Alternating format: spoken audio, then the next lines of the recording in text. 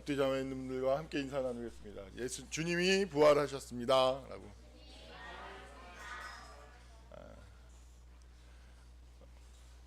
코로나 상황이 엄중해서 2년째 조용한 부활절을 보내요. 지금 청주에서는 방역 알림 문자를 안 보내기로 했대요.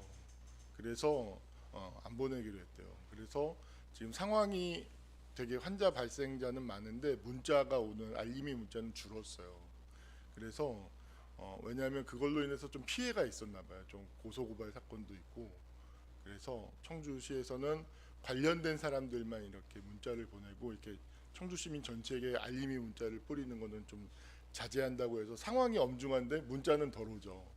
그래가지고 지금 청주에서 좀 확산세가 좀 확산세가 좀 심각해지고 있는 상황이에요. 그래서 원래 예정했던 그 행사를 좀 미루고. 근데 문자는 덜 오는 것 같은데 하시는 분들이 있을 것 같아서 알려드립니다.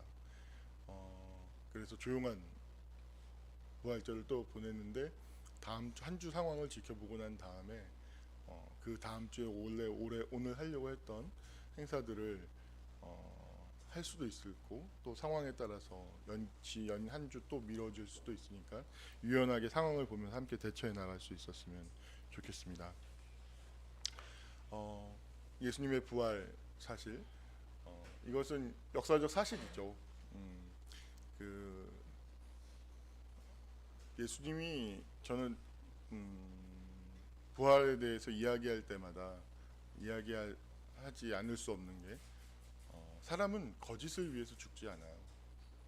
거짓을 위해서 목숨을 바칠 수 없어요. 절대 그건 정말 불가능합니다.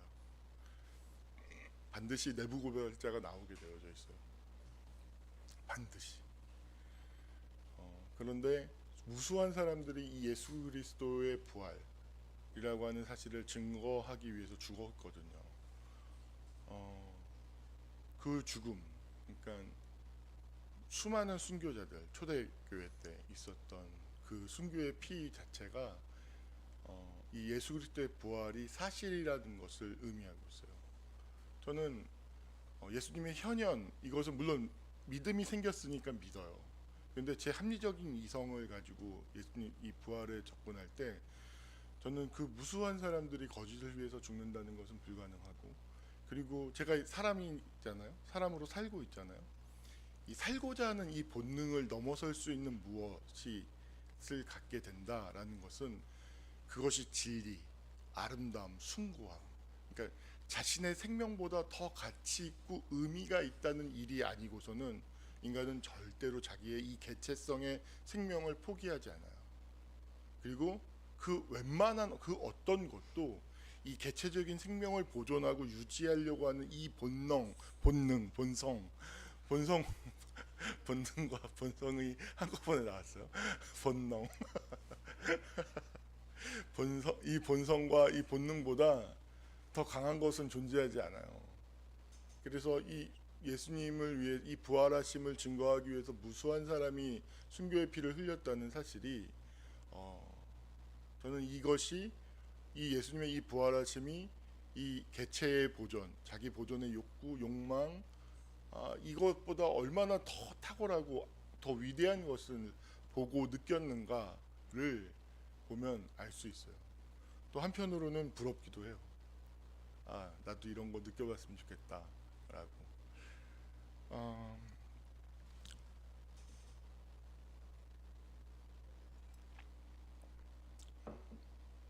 오늘은 여러분들에게 죄송한데 어차피 개척교회를 한다는 것은 그 교회의 목회자의 삶의 내러티브와 신앙의 내러티브, 그러니까 아브라함의 내러티브는 아들을 낳는 거죠, 그죠?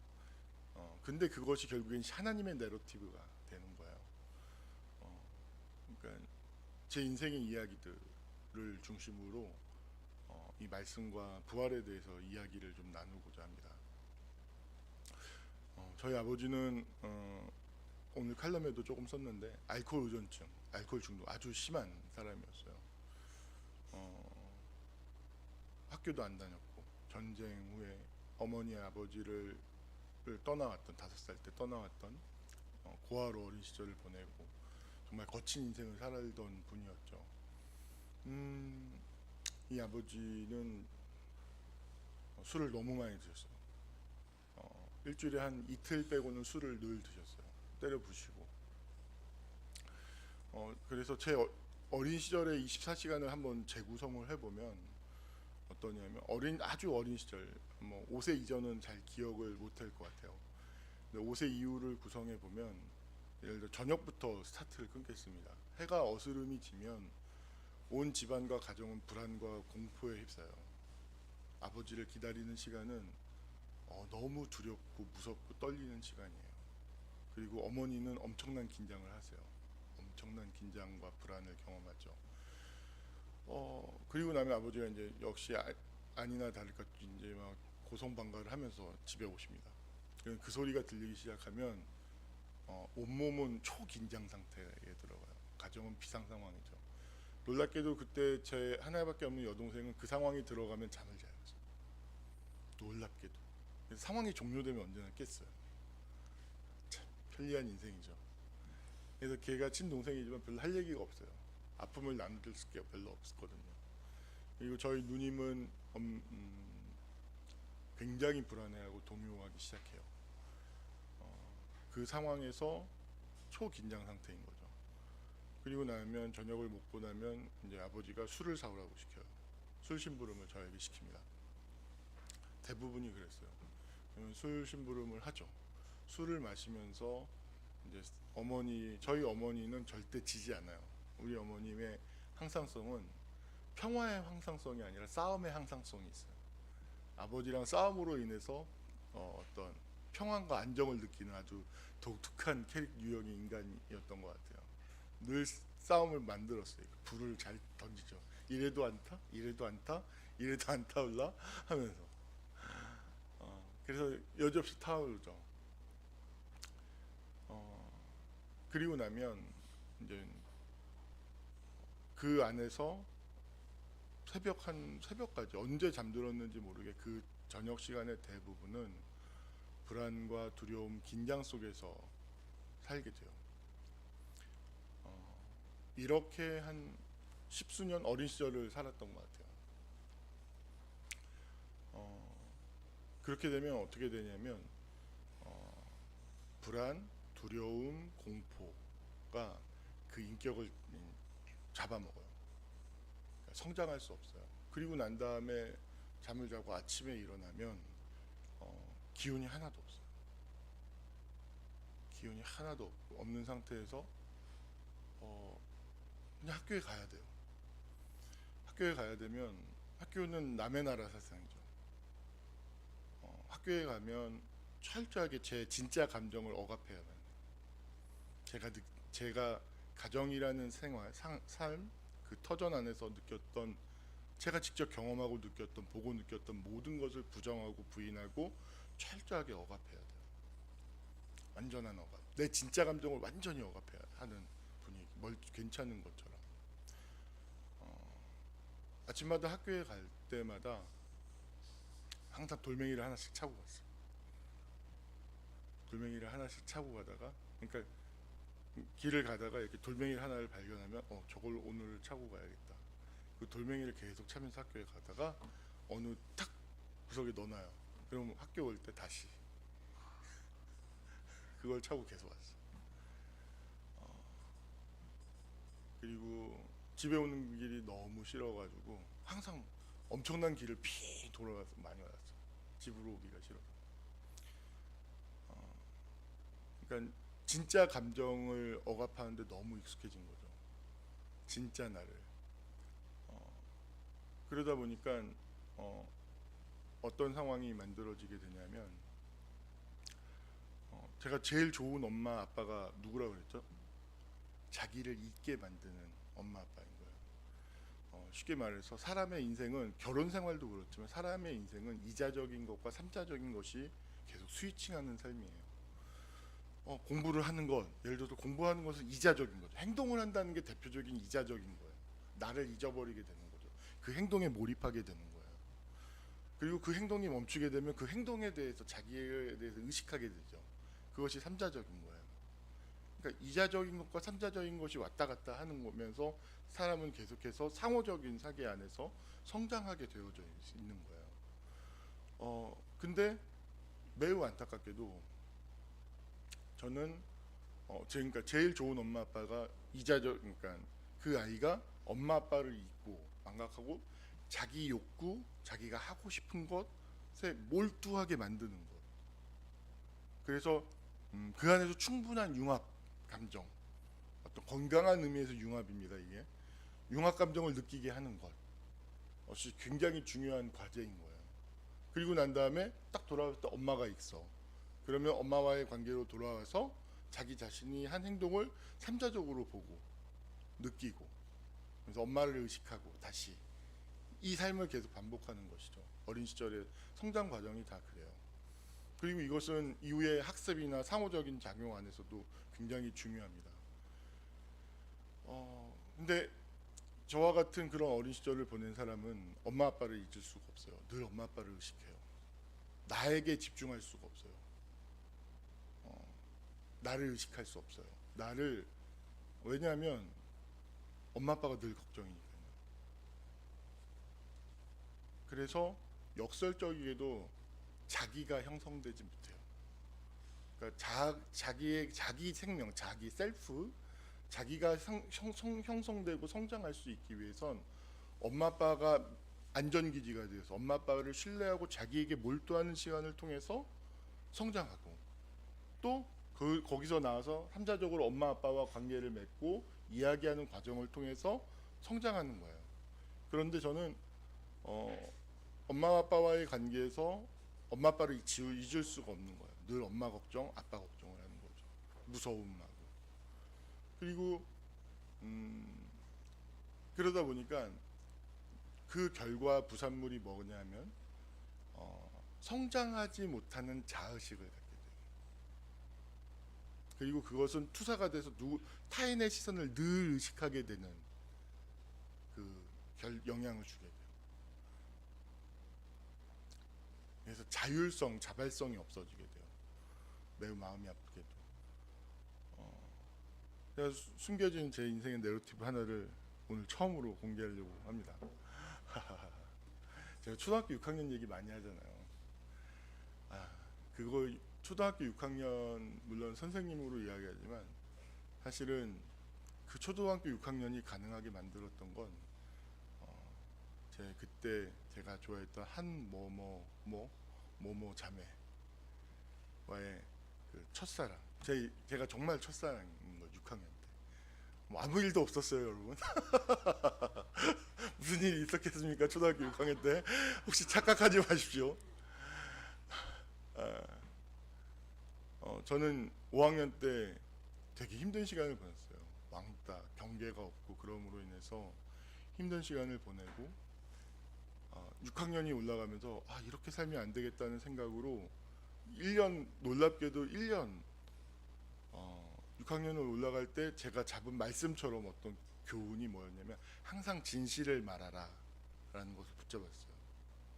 거짓말하지 않기 위해서 정말 노력했죠. 저는 5학년 때까지만 해도 존재 자체가 거짓말이었으니까.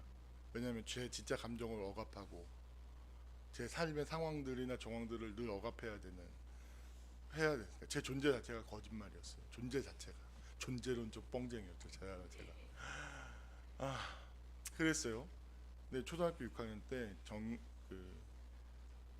얼굴도 예쁘고 공부도 잘하고 성격도 좋아, 삼박자를 다 갖춘 그 한 정희 자매를 봤죠.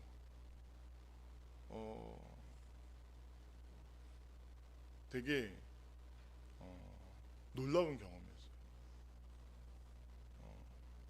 정말로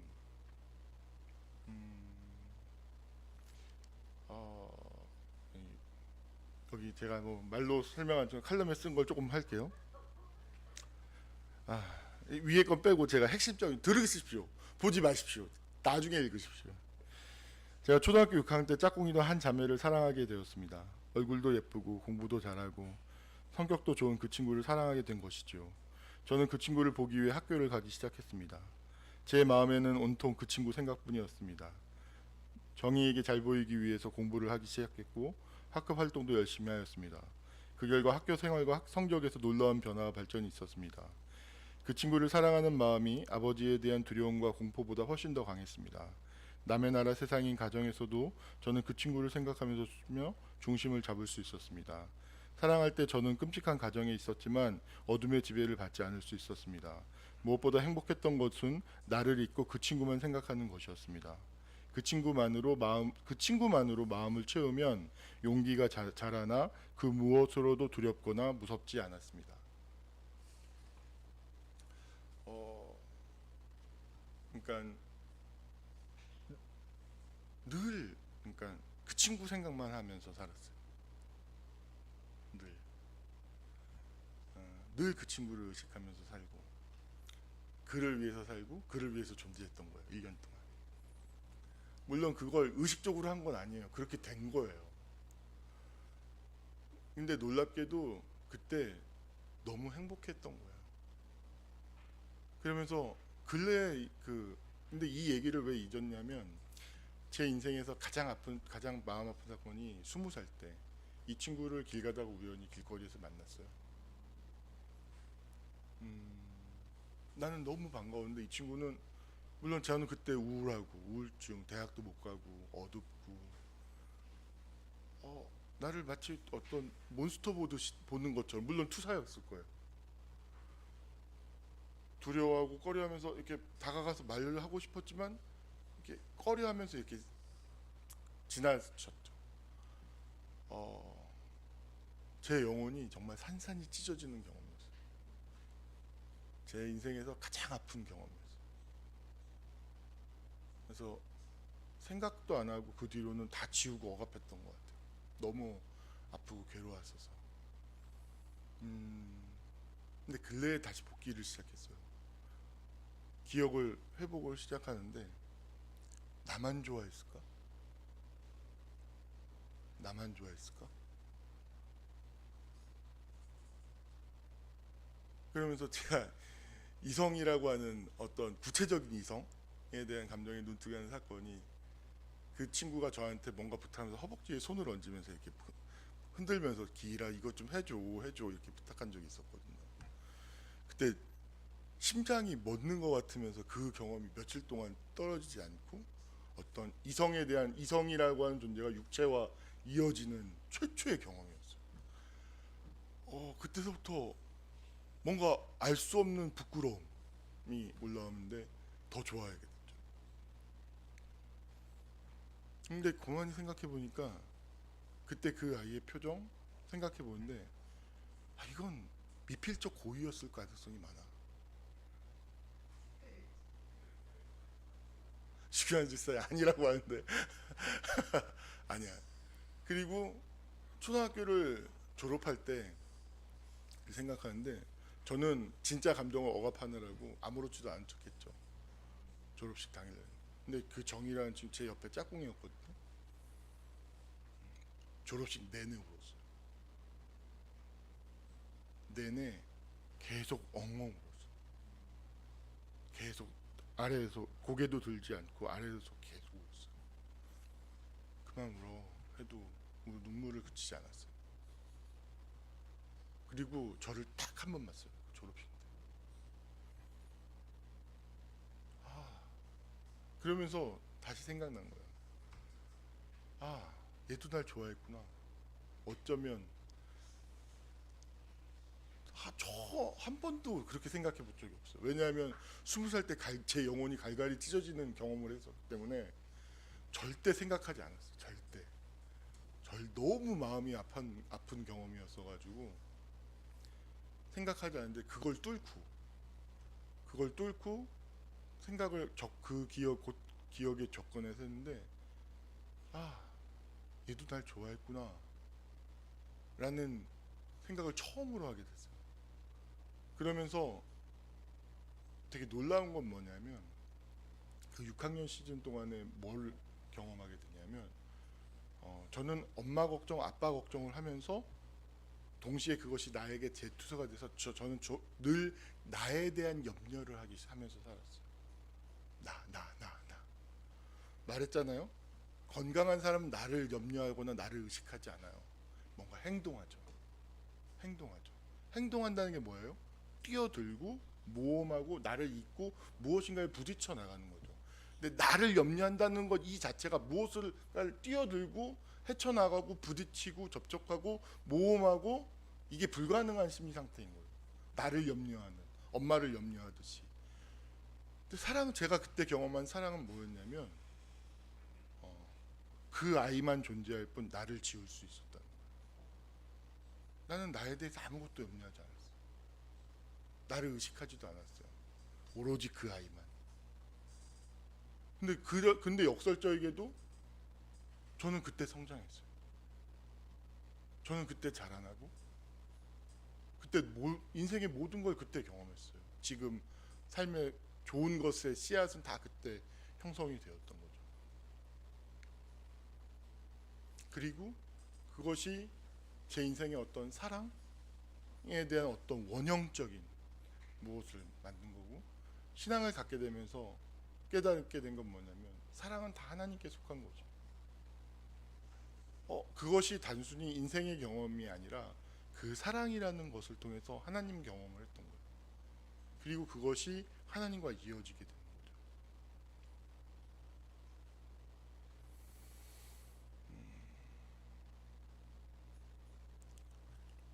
여러분, 사랑이 뭐죠? 전 늘 얘기하는데 계산하는 거 이거 사랑 아닙니다. 사랑은 철저하게 상호적인 작용 속에서 일어나는 거예요. 내가 예를 들어서 그 사람을 위해서 날 던져요. 그럼 그 사람이 이 한 사람이 지금 저 사람을 위해서 자기를 던지는데, 나를 위해서 던지는데 이기적으로 나와. 이건 사랑이 아닌 거예요. 상호적인 거예요. 철저하게 상호적인 거예요. 내가 하나님을 위해서 예를 들어서 나를 던지잖아요. 하나님이 가만히 있을까요? 아니요. 하나님은 자신의 생명을 던져요. 우리에게. 그게 인간이라면, 진짜 인간이라면. 제가 오늘 부활에 대해서 증거하는데, 이 부활에 대해서 다양한 각도에서 접근할 수 있지만, 이 정말로 부활이라고 하는 것을 믿는 사람이 어떻게 변화되는가에 대해서 오늘은 좀 이야기를 하려고 해요. 사람은요, 정말로 엄마의 사랑, 아빠의 사랑은 정말 놀랍고 위대한 거예요. 제가 가족 사진 노래를 계속 듣죠. 그 노래를 몰입해서 들을 때마다 울지 않은 적이 없어요. 거의 눈물이 나는데, 눈물이 나는 가장 강력한 포인트는 그거예요. 나를 피우기 위해서 걸음이 되고, 그리고 그렇죠. 그리고 난 다음에 그 김준호가 어머니를 향해서 이제는 뭐라고 얘기하냐면, 이제 당신이 나를 위해서 걸음이 되고 어느새 젊음이란 시간을 다 지나갔고 내가 가족 사진 속에 있는 엄마의 시절에 내가 도달했어요. 그 시간 동안 엄마는 나를 위해서 걸음이 되는 시간을 보냈다는 것을 이 아들이 발견하게 되는 거죠. 그러면서 이제는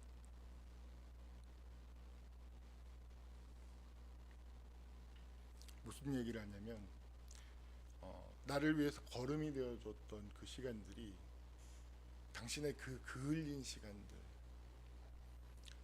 당신의 그 검게 그을린 시간들 내가 깨끗이 모아서 당신의 웃음꽃을 피워드리겠다라는 거죠. 여기에 사랑의 원형이 있어요. 인간은 근본적으로 공허한 존재예요. 그 무엇으로도 채울 수 없어요. 여러분, 돈을 아무리 가진다 해도요, 그건 화학 반응이에요. 인간의 존재 자체는 공허해요. 하나님 사랑, 하나님만으로 채울 수 있는데 그 하나님 중에서도 사랑으로만 그 마음이 채워질 수 있어요. 진짜 사랑이요. 계산하는 사랑 말고요. 그건 거래지 사랑이 아니에요. 사랑으로만 채워질 수 있어요. 오로지. 왜냐하면 하나님이 사랑으로 인간을 창조했기 때문에 그래요. 그래서 이 마음 안에 무엇이 있기를 강력하게 소망하냐면, 내가 누군가가 나를 위해서 거름이 되어 주었던 것의 결과로서 내가 존재하기를 원해요. 근데 엄마 아빠가 나를 위해서 거름이 되지 않았어요. 그럼 네 내면은 굉장히 공허하고 굉장히 메마르고 황량해요. 내가 나를 느끼는 자식이. 되게 힘들어요. 나를 느끼고 나를 의식한다는 게. 왜? 누군가 나를 위해서 거름이 되어 주지 않았기 때문에. 우리 아버지 어머니, 늘 내가 아버지 어머니를 걱정하는 순간, 그 시간들을 먹음으로 말미암아서 저는 저를 위해서 누구도 거름이 되어주지 않았어요. 그냥 씨앗이 이렇게 아스팔트 위에 그냥 버려져 있는 그런 존재가 된 거죠. 무서움, 불안. 제가 기도하면서 내면 아이에게 표현해봐. 네 진짜 감정을 표현해봐. 라고 얘기하면 주로 표현하는 게 무서워, 외로워, 아파, 슬퍼. 이 네 단어를 계속 얘기해요. 무섭고, 아프고, 외롭고, 슬퍼. 거름이 되지 않는 거예요. 그래서 이 노래를 들으면서 계속 아프니까 운다고 생각했어요. 근데 하나님이 성령께서 어떤 음성을 주시냐면, 기일아, 네가 정말 송순한 전명철 씨의 아들일까? 그게 너의 정체성의 핵심이고 그게 전부일까? 네가 누구일지를 봐. 나는 영적 존재인 거야. 그러면서 이 복음, 십자가에서 죽으시고 부활하신 이 예수님의 이 복음의 이야기가 나의 이야기로 다가와요. 내가 너의 그 그을린 시간들, 아프고 힘들고 외롭고 무서웠던 그 시간들 하나하나 깨끗이 모아서 내가 너를 꽃피울 것이다. 내가 너 인생의 걸음이 되고 완전히 썩어져서 너를 위해 미랄이 된다. 그게 복음이다.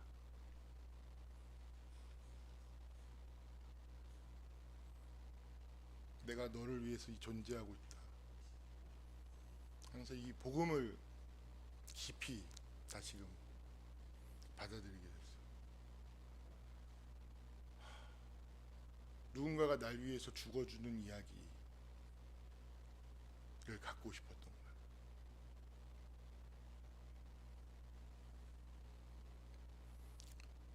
이 복음을 깊이 영접하고 난 다음에 부활은 그럼 어떻게 다가오는 줄 아십니까?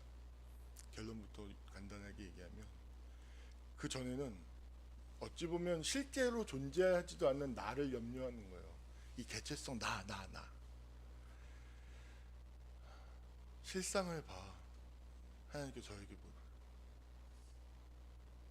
이 복음의 이야기를 영접하고 난 다음에 어떤 마음이 들어오냐면, 저는 영적 존재인데 저는 거대한 생명의 일부예요. 이 부활하신 생명이. 난 거기에 속해 있는 자예요. 하나님 앞에 어제 말씀 준비하면서 무슨 기도를 올려드렸냐면, 하나님, 저는 더 이상 절 염려하지 않겠습니다.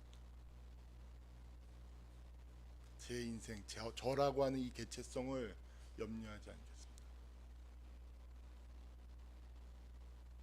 나는 이 부활하신 거대한 생명에 속해 있고 그게 나니까.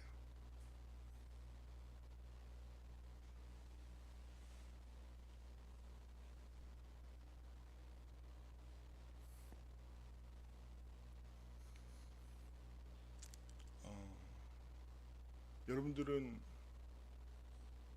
자신들이 한 경험 안에서 자기를 의식하고 경험하게 되어져 있어요. 그리고 자기가 한 경험과 그 맥락을 벗어난다는 게 얼마나 어려운 일인지도 전 알아요. 저도 어려웠으니까요. 지금도 어렵고요. 여러분 정말로 사랑해 보십시오.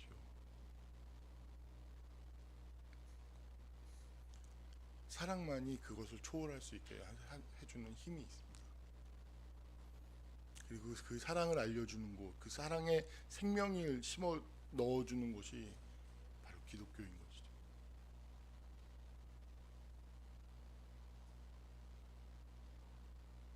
두려움이 없어요. 한계가 없어요. 나를 염려하지 않을 때 어떤 두려움도 나를 지배할 수 없어요. 어떤 한계도 날 가둘 수 없어요.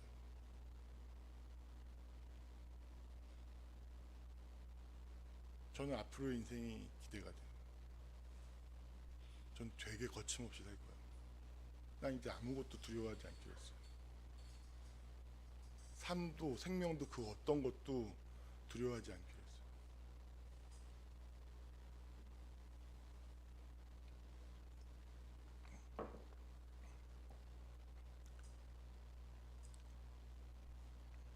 여러분, 하나님이 여러분들의 인생의 그 그을린 시간들을 깨끗이 모아서 십자가에서 그 모든 것들을 걸음이 되게 해주셨어요.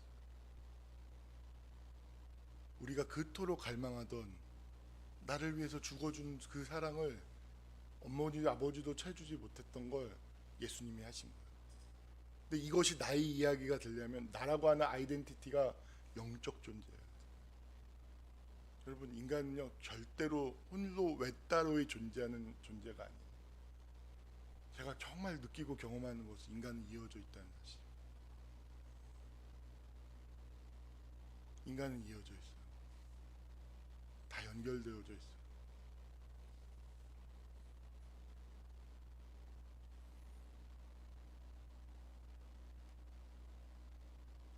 이 십자가에서 죽으시고 부활하신 이 놀라운 이야기 잘 전달이 됐나요?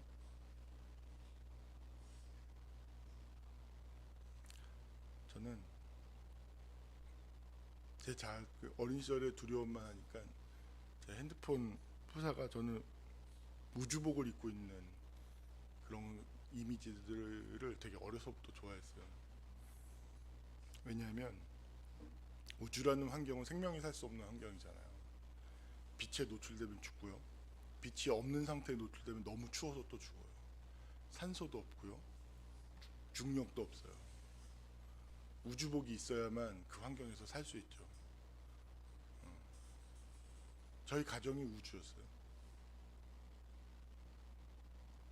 아버지에 노출되면 죽는 거였고요. 어머니에게 노출되면 죽는 거였어요. 저는 늘 우주복을 입고 다니면서 살 수밖에 없었죠. 그래서 우주복을 입은 이미지가 너무 좋아요. 그런데 엄마 아빠가 나를 위해서 걸음이 되어주지 않다 보니까 저에 대한 솔직한 자아상이 저는 팔다리가 없어요. 잘하지 못한 거죠. 제가 칼럼에도 좀 썼는데 저는 그 모습을 철저히 은폐하고 억압하는데 도사죠. 어쩌면 거짓말이죠. 여러분들한테 한 번도 보인 적이 없어요. 근데 저희 아내한테 수도 없이 보였죠. 만약에 그 팔다리가 없는 제 모습을 보여는 것이 결혼 생활이라는 것을 미리 알았다면 저는 절대 결혼하지 않습니다. 그건 너무 수치스럽고 힘든 일이에요. 그리고 난 다음에 팔다리가 없는 것을 들키잖아요. 그런 다음에 제가 어떤 반응을 보였을까요? 막 공격해요. 최선의 공격이 최선의 방어죠. 공격해요. 팔다리가 없어요.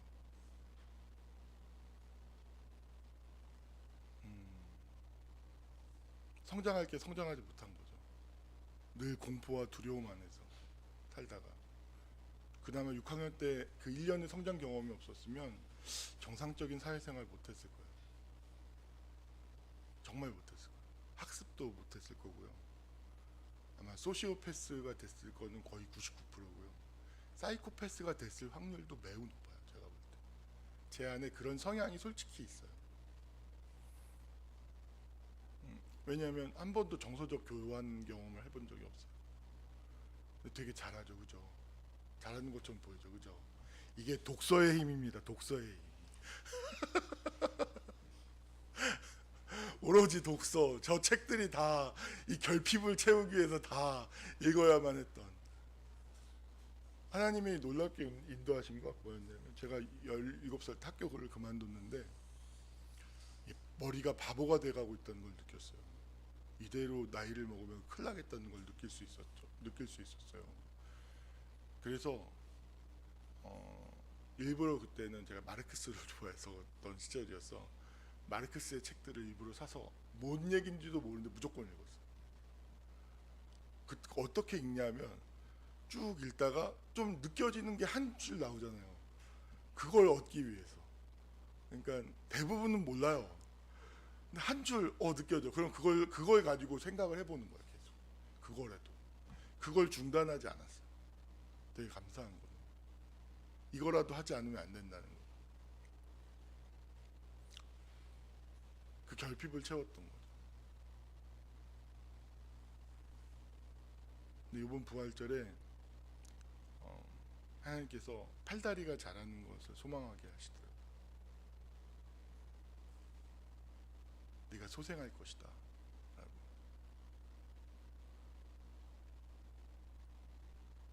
여러분, 정말 이 얘기를 가슴에 여러분들이 이건 날 위한 것이야 라고만 받아들일 수 있다면, 이 십자가에서 죽으시는 그 죽음을 이건 나를 위한 것이라고 받아들일 수만 있다면, 그 사랑은 여러분들의 모든 것을 바꾸어낼 거예요. 능력이 될 거예요. 어떤 두려움도, 어떤 불안도, 어떤 과거의 결핍도 그 사랑 앞에서 힘을 잃을 거예요. 내가 사랑받고 있음을, 영적 존재라는 것을 눈을 뜨시고, 내가 영적 존재가 된다는 것은 뭐냐면, 인간은 근본적으로 시공간 안에 있지만 시공간을 초월한 존재라는 사실이에요. 이 이야기를 아시겠습니까? 시공간 안에 있다면 저는 전명철 송수환의 자치구의 굴레에서 절대 벗어날 수 없죠. 근데 하나님이 우리의 생명의 근원이기 때문에 인간의 본성, 이 생명 자체가 시공간을 초월한 그 초월성을 가지고 있어요. 내가 영적 존재라는 사실이죠. 내가 영적 존재라는 사실에 눈을 뜨고 날 위해서 죽으신 이 하나님의 사랑을 영접하고 이 사랑 안에 살면, 이 사랑은 여러분들의 삶을 새롭게 할 거예요.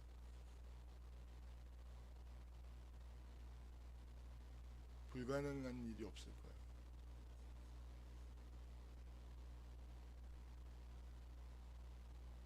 믿습니까? 공기가 왜 이렇게 나른하죠?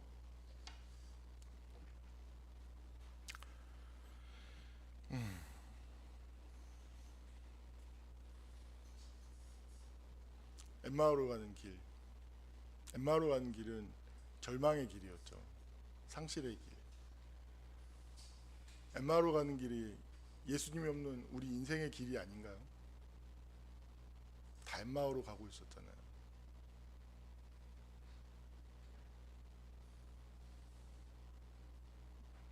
다 엠마오로 가고 있었잖아요. 엠마오. 전달이 되나요? 그 엠마오로 가는 길에서 예수님을 만난 거예요. 저도 엠마오로 가고 있었고.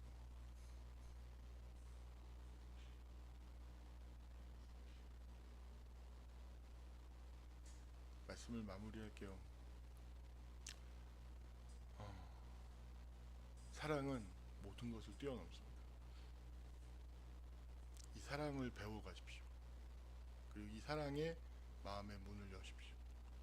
그리고 이 사랑 안에서 자기를 던지십시오. 놀라운 교환. 마치 아기가 온전히 자기를 엄마 아빠를 신뢰해서 자기를 잊고 그 사랑 안에 있을 때 엄마는 그 아이에게 사랑을 주어서 그 아이가 될 수 있게 하죠. 온전하게. 그런 일이 하나님 안에서 일어나게 돼요. 이 길을 함께 걸어갈 수 있었으면 좋겠어요. 우리가 인생에서 우리를 힘들게 하고 우리를 무너뜨렸고 우리에게 상처 주었던 그 모든 것들에 대해서 이 사랑의 힘으로 그것을 넘어서는, 그래서 많은 열매를 맺는, 그리고 영원을 소망하게 되는 그런 피조물이 될 수 있기를 예수님의 이름으로 간절히 축원합니다. 기도하겠습니다. 살아 역사하시는 아버지 하나님, 주님이 부활하셨습니다. 십자가에서 죽으시고 자신의 물과 피를 다 쏟으며 모든 고통과 모든 부정성을 온몸으로 받아내며 그 속에서 끝까지 하나님을 신뢰함으로 하나님께서 우리 가운데 오실 수 있는 길을 여시고 생명을 우리에게 주시고 승리하셨습니다. 이 부활의 기쁜 소식을, 나를 위해서 죽으신 이 하나님의 사랑, 그러나 그 사랑이 마침내 승리하는 이 모든 놀라운 이야기들을 우리가 마음 깊이 영접함으로 새로운 피조물이 되고 새로운 삶을 살아서 하나님께 영광 돌려드리는 우리 모두가 될 수 있도록 주님 함께하여 주시옵소서. 이 모든 것을 우리를 죄에서 구원하신 예수님의 이름 받들어 기도하옵나이다.